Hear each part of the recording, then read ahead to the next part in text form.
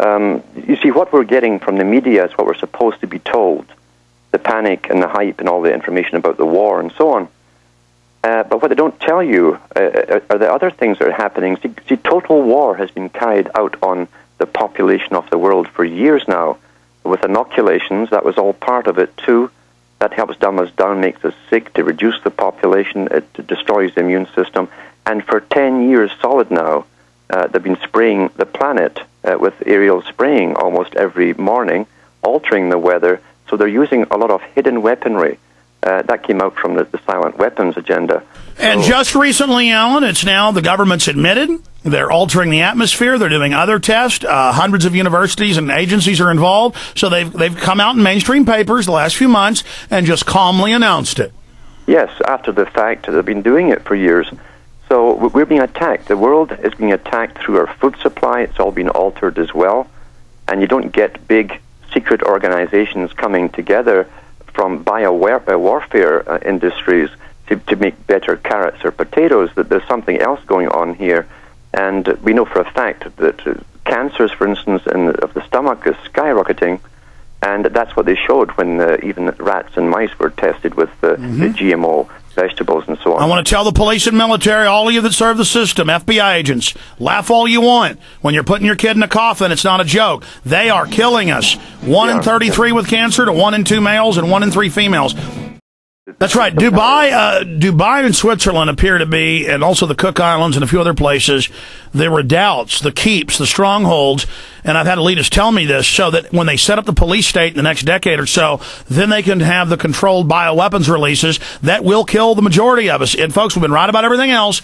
If the elite continue with the plan, most of us listening now will be killed by neutron releases, as the British Ministry report says, and controlled bioweapons releases. So all of you serving the system laughing, you're going to be dead. Alan, how long until they start just the mass extermination? I know they've got to get the grid in place first, so we can't struggle out of it. How long until the mass extermination begins?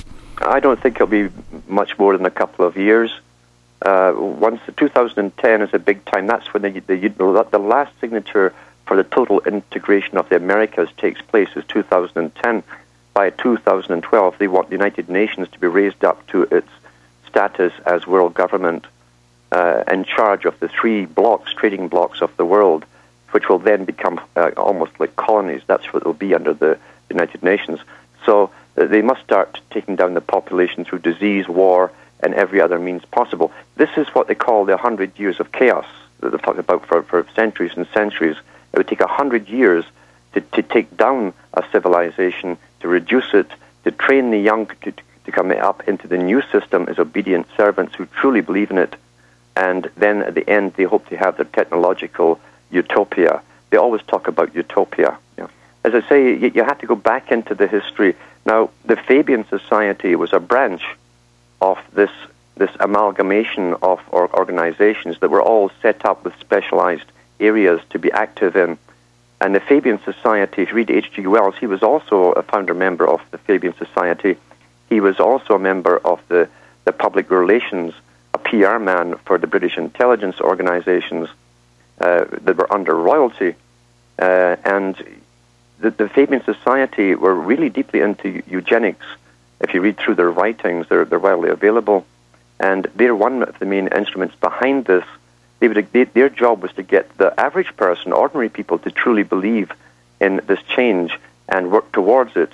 It was almost communistic in its ideology for the workers to believe, but at the top, they knew they needed the many people from within society, ordinary people, to true believers, in other words, to fall for the big lie of utopia and work willingly towards it. So they use everyone in turn.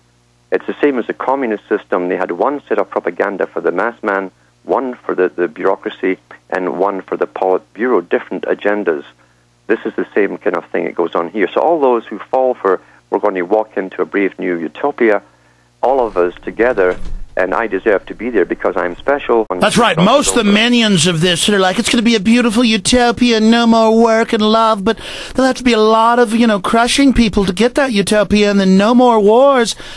the globalists admit they engineered World War I, World War II to get their League of Nations. They are the authors of the calamities that they brag about. They put Mao in, that's now public, killed 60+ million.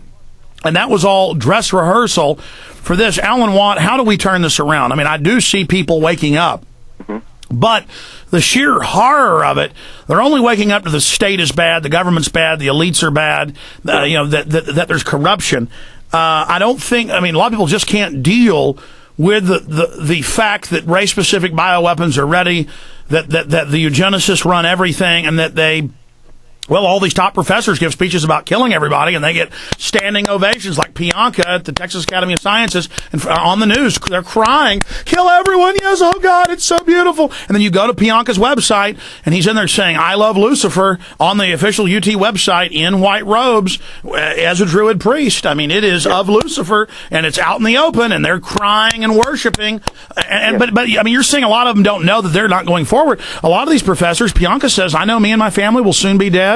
It's a beautiful, wonderful thing, and I want to go first. I mean, actually, a lot of them are like, yes, I love it. I want to die. Yeah. Well, this is say, I think it was Eliot said that Lucifer could appear only when you have an atheistic society, and to an extent it's true. These guys can come out and tell you the stuff, and it goes over the heads of people because they don't believe in it themselves. They think what a quaint hobby to have. So, but these guys are dead serious. Albert Pike talked about it too. Now, Albert Pike talked about his branch of the society, which is called the right of perfection. So he said that we shall take over the banking industry, basically, through the stock markets and so on. We shall get to the top by any and every means possible. And we must remember, around the same era, you had one other branch that took the heat for all the rest of them, and that was Weishaupt's branch, the Bienen Order, the Order of the Beehive, who said that we shall use everyone. We entice people into work for us through great mysteries. It's always through a mystery that they attract all the New Ager types in. Then they use them to work towards an agenda which they do not understand. But Weishaupt also said that through the creation of big foundations, these big ones that run the NGOs and finance them, we shall direct the course of the world. That's the same thing that Albert Pike said. It's the same thing as you'll find the Fabian Society said.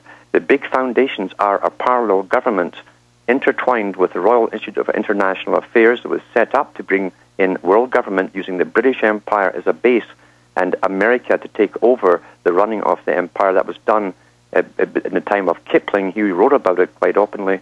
And so we're simply living a long-term plan. And this 100 years we're in now is the final phase, they hope.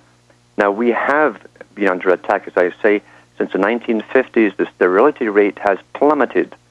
And most men in the Western world are 75% sterile. And I've looked at all the documentation on the drugs. You know, almost all the drugs that are commonly given out for different things today to men cause sterility. We know that the plastic in the bottles causes sterility, mainly, again, in men.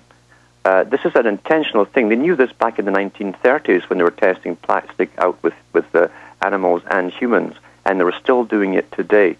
We're seeing that the size of the penis has actually got smaller. I've got reports on that from top science investigators and institutions. And so we're seeing biological differences. We're being bioengineered to be useless in a time when men generally stand up together for the common good.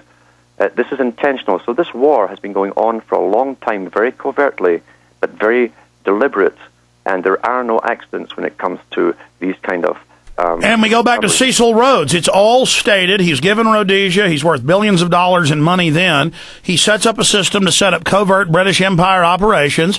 It's all in the history books, but the public says it doesn't exist, while world leaders are all over TV calling for a world government and global governance, and Zeitgeist comes out and calls for global government. But then if I say I don't want it, now I'm the tyrant. Yes, and if you go to Huxley's writings, and Huxley said that too at Berkeley, he said there has always been a dominant minority in every era. And he says, I don't see the reason why there shall not be in the future. Now, these utopias, I think Orwell explained it best. He said some are more equal than others in such utopias. Stay there. We're going to talk behind the scenes and come back for everybody else. Stay with us.